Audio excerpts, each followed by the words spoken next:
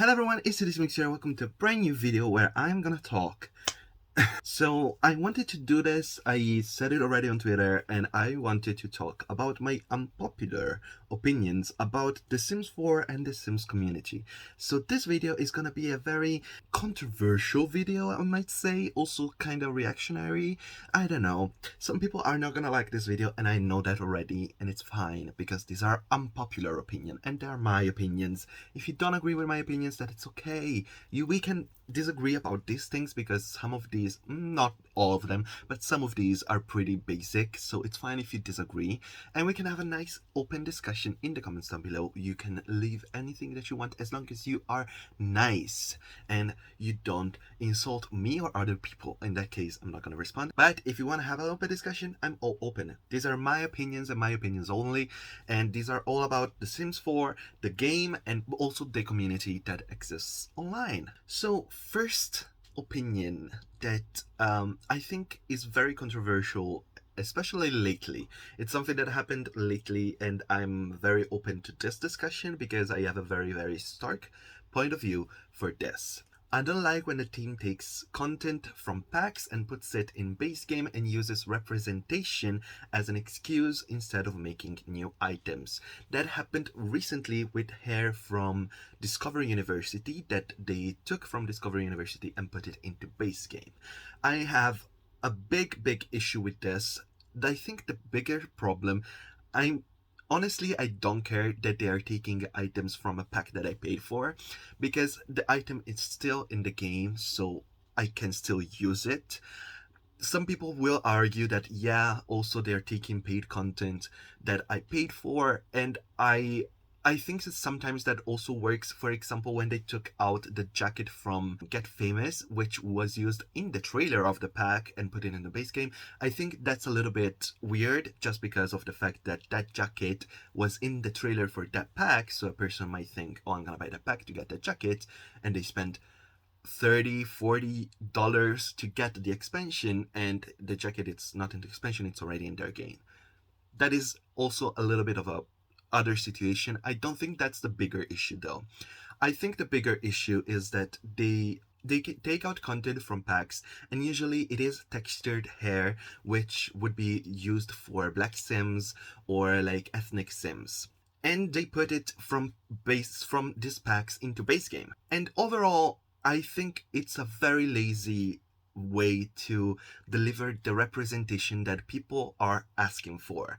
People are asking for representation, for better hair, for more inclusive hairstyles, for more inclusive items of clothing, and delivering those from packs into the base game, it's not changing the number of hair that we have in game. If we have 50 hairstyles that are textured and curly and could work for a black sim in the game overall, counting all the packs, and you take one from a pack and you put it in a base game, there's still going to be 50 hair. The number is not going to change. You can move them around, you can put them into base game. The number overall in the game, it's still the same. And I know some people are gonna argue, yeah, but the people that don't have the pack are gonna have the hair, which is true. For example, when they took the hair from Discovery University, I know that Discovery University is an expansion that a lot of people already own because it was very well received. So I'm pretty sure a lot of people already own that hair.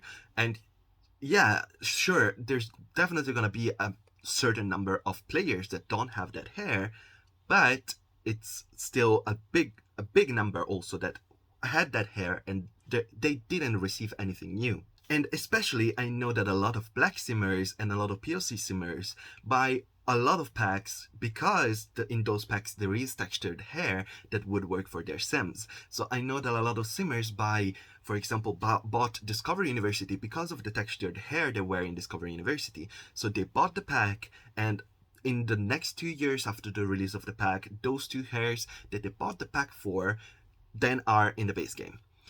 I think it's such a lazy way to add representation. Also, I don't think it adds any representation because the hair was already in the game, so there's no nuance, there's no new hair, there's no new hairstyle, there's nothing new.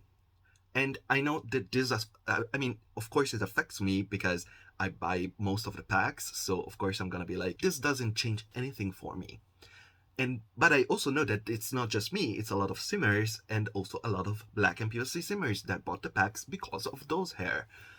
And I think it's so lazy when they could just, instead of moving hair here and there and not changing much and not changing the number of hair in the game, they could work on like one hair and release it even twice a year, like two new hairstyles a year.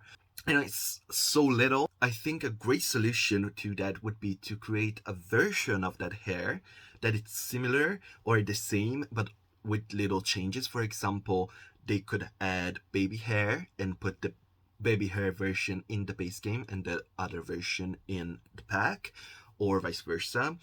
Or they could add different coloration, or you could mirror the hair, for example. So if it has like a certain like shape, maybe it's on the other side in base game. I'm not sure, but I think there are other solutions rather than moving items around without any real like thoughts and without even changing the number of hairstyles that we have in the game. I think it really reads as lazy, and it doesn't change representation for a lot of simmers that really need it. So, second unpopular opinion, I really don't care about fairies or werewolves. I think it's okay if they're gonna add new occults, but I generally don't really particularly care for occults in my game. And I think that after the mermaids, I'm not sure I want to see other occults that aren't the same as vampires and the same as spellcaster that they did. So I know that mermaids and aliens did come in an expansion pack, but especially mermaids that came after the vampires and the spellcasters not having anything to do with them other than just, oh yeah, your sim transforms into a mermaid, which is fine. I think they could have done more, especially for mermaids. That one really bothered me. So it really tanked my expectation for other occults in The Sims 4. I know it's probably, if they will or ever add fairies or werewolves in the game, hopefully they will do that in a game pack, so it would be more similar to spellcaster and vampires, and also make it a little bit more interesting, because mermaids really bothered me. And I think those are the reason why I really lost my interest in occults in the game, and I'm very meh about them now. So now moving into a controversial topic, there are some simmers, some creators that post the same white sims with the same features over and over again, for example on Twitter, and they are highly praised for the sims that they make. And there are other creators that post interesting characters that are different all from one another. They have backstories, they have like interesting features, they have interesting skin colors, for example, and they're not all white with the same features and not all blonde, white, and skinny. And I think those creators that do different characters don't get as much as praise as the others do. They tend to be more ignored, and I don't really understand why. Like, sure, those white, skinny, pretty sims are fine, they look good, but it's very, like, it's the same sim over and over and over and over again. And I get so bored of it, and people eat it up every single time, and I don't understand why. I think it's, I don't know, maybe it's a preference thing. I really, I don't get it. We have a game that has the ability to create so many different kind of sims. You can really make anything. Like, you can make them fat, you can make them skinny, you can make them black, you can make them white, you can make them Asian, you can change their nose shape, you can change their eye shape. But no, they all look like the same fucking sim. I'm really tired of it, and I'm really tired of seeing those same white sims with like 100,000 likes on Twitter, when there are other creators working very hard to make different sims and interesting backstories that don't get that much praise. I think, other interesting opinion, I think there are some bigger creators that could really focus on supporting other simmers the same way that smaller creators do with each other. I know there is a very tight community, especially between smaller simmers, where we really like to support each other, to retweet our stuff, to repost our stuff, to tag each other in stuff, to praise each other and leave us compliments. I know this is especially on Twitter, because I use Twitter a lot, and I see that a lot of smaller simmers there really do love to help others improve and help each other with like engagement and likes and compliments. And I don't see the same thing from bigger simmers as much. Especially there are some creators that are like very non-vocal about the rest of the community. I know some creators do retweet some stuff, and I really, really appreciate that. And the same for the official Sims account. It does retweet some stuff from even smaller creators that I know, and that is so lovely to see every time it happens. But there are some other big creators that don't do the same thing as much, and I don't love that, because it really feels, I understand not everybody is on Twitter all the time, and I understand you might not see everything all the time. You might not see a tweet or an interesting build or an interesting sim or an interesting video all the time, but sometimes you could think about it, maybe even like think about saying, oh, I saw this and I really like it, or comment under a tweet like, that's lovely, or leave a like, just leave a like. A like is not that much. And I know that you are sometimes on Twitter. I'm pretty sure you are sometimes on Twitter, like, because you post your own stuff, but you don't engage with others, which is kind of weird to me. And I'm saying here right now, in front of you, on the internet, so it's forever, if I'll ever become a big simmer, a bigger name, a big YouTuber, I'm still gonna be retweeting and liking and posting about other people, because I really love engaging with content from other creators and see what they make and praise them when they do a good job, because it's nice to do and it's nice to see. This, I'm not sure it's very much of a controversial opinion, but I think that The Sims Sparked, yeah, I'm talking about The Sims Sparked, both with the challenges online and the reality show that they did, could have been so much better and so much more if it wasn't abandoned after a few months.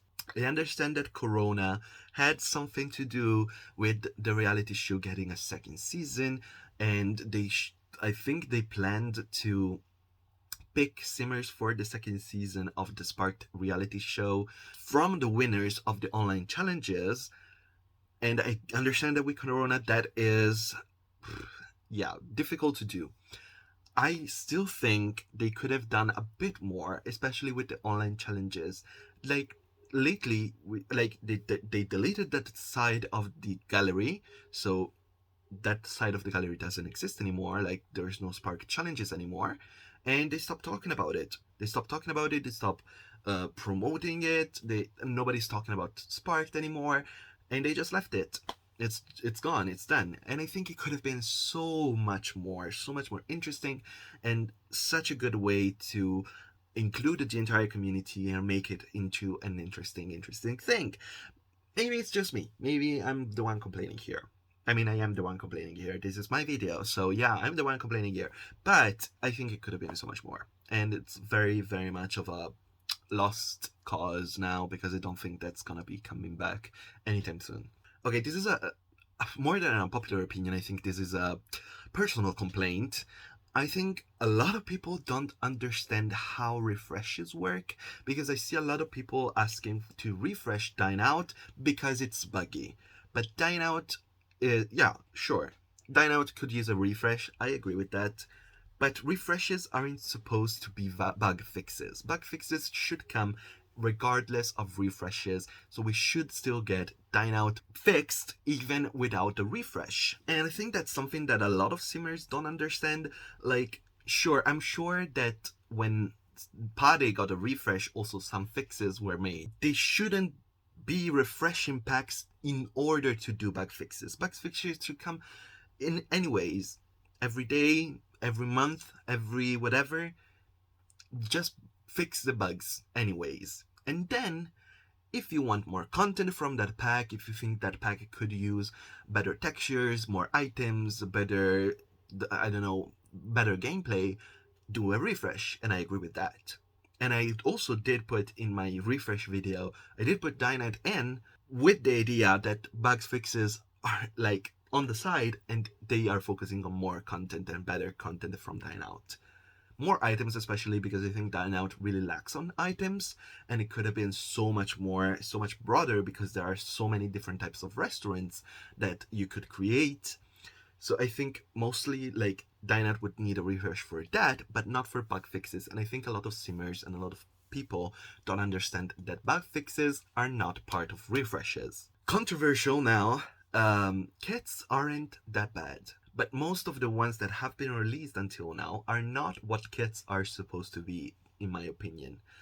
For example, I think there are a couple of kits, like, for example, the Country Kitchen kit and the Blooming Rooms kit, that could have been updates for base game. For example, like, the Country Kitchen, it's a kitchen set, and literally, like, a few months later, we got Cottage Living, which, yeah, I mean, you could have put that cottage set, like, cottage kitchen set into Cottage Living, Country Kitchen, Cottage Living. I think it could have worked. Maybe it's just me. And they also did put a kitchen set, I guess, in Cottage Living, so that's fine. But there could have been two. I don't see the problem with that.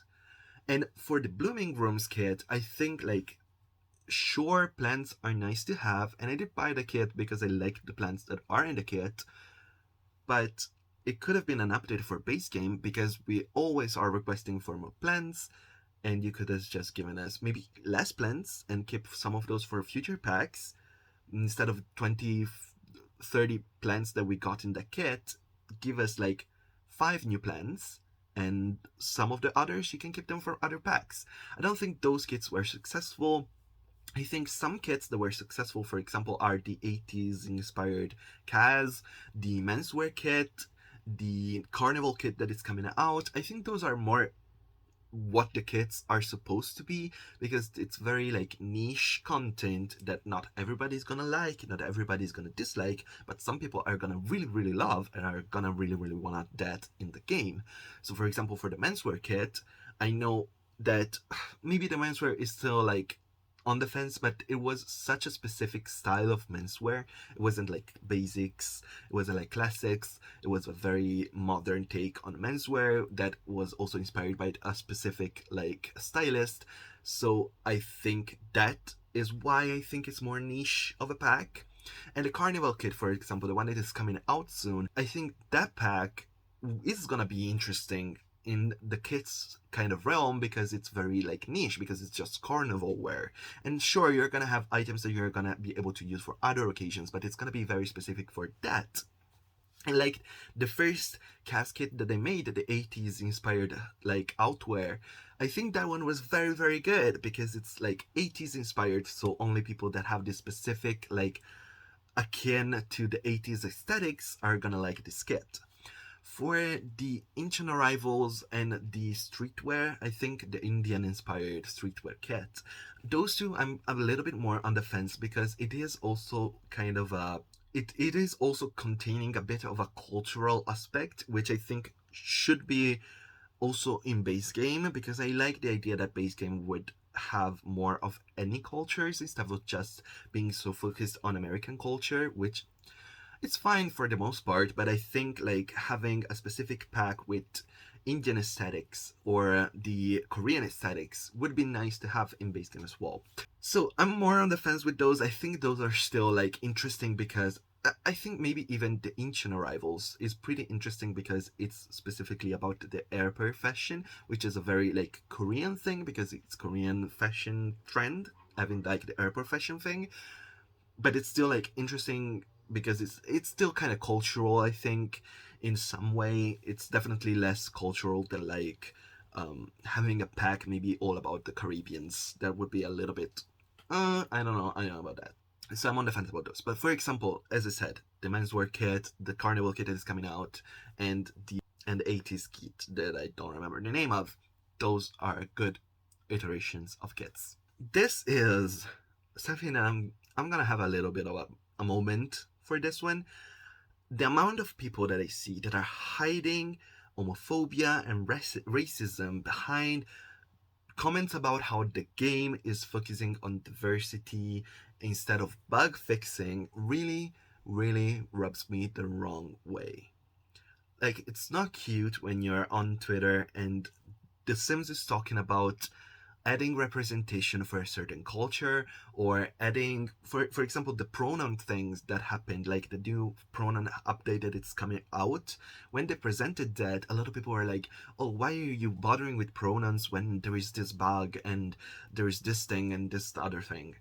Like, yeah, bug fixes are important for the game to work, but why should bug fixes come before representation in the game, for people to feel represented, for people to play the game and feel good and feel enthralled and feel like they can represent themselves? And like, I understand that that comes also from a place of ignorance, especially. I'm sure that most of the people that are commenting these kind of things are not people that are part of minorities, so they don't understand the struggle of being a minority and not feeling represented, which is a big, big stressor, I think. No, actually, I don't think. I know it is a big, big thing, a big stressor, a big, like, it feels so shitty to play a game that also, especially like The Sims, which it's supposed to be representative of life, and not being able to play yourself, play